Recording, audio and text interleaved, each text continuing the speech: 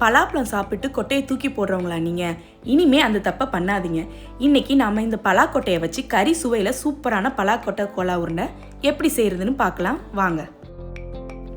First இந்த பலாக்கொட்டைகளை நல்லா கழுவி குக்கரில் போட்டுக்கலாம். இது கூட கொஞ்சமாக தண்ணியும் தேவையான அளவு உப்பும் சேர்த்து ஒரு 2 விசில் வச்சு வேக வச்சு எடுத்துக்கலாம். இப்போ குக்கர் விசில் நல்லா அடங்கிருச்சு. ஓப்பன் பண்ணி தண்ணியெல்லாம் வடிச்சிட்டு கொட்டைகளை மட்டும் தனியாக எடுத்து மேலே இருக்கிற இந்த வெள்ளத்தோலை அப்படியே உரித்து எடுத்து வச்சுக்கலாம். இப்போது இந்த உரிச்ச பலாக்கொட்டைகளை மிக்சி ஜாரில் கொஞ்சமாக தண்ணி ஊற்றி தண்ணியை அரைச்சி எடுத்துக்கலாம்.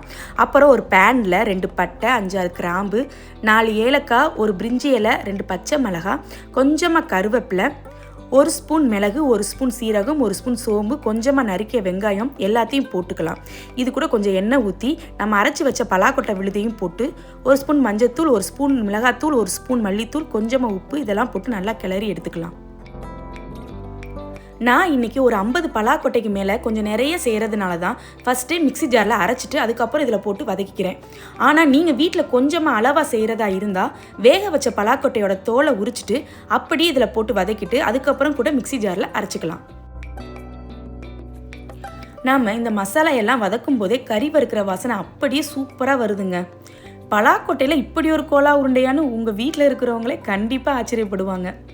அந்த அளவுக்கு இதோட டேஸ்ட்டு அசைவ சுவையில் இருக்குது. பொதுவாக நம்ம பலாப்பழம் சாப்பிட்டு கொட்டையை தூக்கி போட்டுருவோம். ஆனால் இந்த பலாக்கொட்டையில் உடம்புக்கு தேவையான ஏகப்பட்ட சத்துக்கள் இருக்குங்க. முக்கியமாக குழந்தைகளுக்கு இது ரொம்ப நல்லது. இந்த மாதிரி செஞ்சு கொடுத்தா அவங்களும் விரும்பி சாப்பிடுவாங்க. இப்போ இந்த கோலா உருண்டை நல்லா கிறிஸ்பியாக வரதுக்காக ஒரு 4-5 ஸ்பூன் பொட்டுக்கல்லையை மிக்சி ஜாரில் போட்டு நல்லா நைஸாக பொடி பண்ணி அரைச்சி எடுத்துக்கலாம். அடுத்து நம்ம வதக்கி வச்சுருந்த மசாலாவை மிக்சி ஜாரில் போட்டு கொஞ்சமாக தண்ணி ஊற்றி நல்லா அரைச்சி எடுத்துக்கலாம். இப்போது அரைச்ச அந்த விழுதோட கொஞ்சமாக நறுக்கின கொத்தமல்லி தலையையும் நாம் ரெடி பண்ணி வச்சுருந்த பொட்டுக்கடலை மாவையும் சேர்த்து நல்லா சப்பாத்தி மாவு பதத்தில் நல்லா சாஃப்டாக பிசைஞ்சு எடுத்துக்கோங்க. அப்புறம் இதை குட்டி குட்டி பால்ஸ் மாதிரி அழகாக உருட்டி எடுத்து வச்சுக்கலாம்.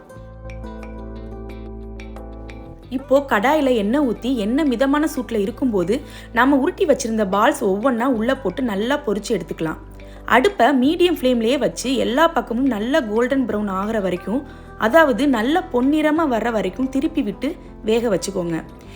இப்போ பாருங்கள், நம்ம பலாக்கொட்டை கோலா உருண்டை எல்லாம் பார்க்குறதுக்கு எவ்வளோ அழகாக சூப்பராக ரெடியாகி வந்திருக்குன்னு. இப்போ நம்ம கோலா உருண்டை சூப்பராக ரெடி ஆயிடுச்சு. வெளியே நல்லா கிறிஸ்பியாகவும் உள்ளே அப்படியே கறி மாதிரியும் எவ்வளோ சாஃப்டாக வந்திருக்குன்னு பாருங்கள். இதே மாதிரி நீங்களும் உங்கள் வீட்டில் ட்ரை பண்ணி பார்த்து கமெண்ட்டில் சொல்லுங்கள். அடுத்த வீடியோவில் பார்க்கலாம். பாய்.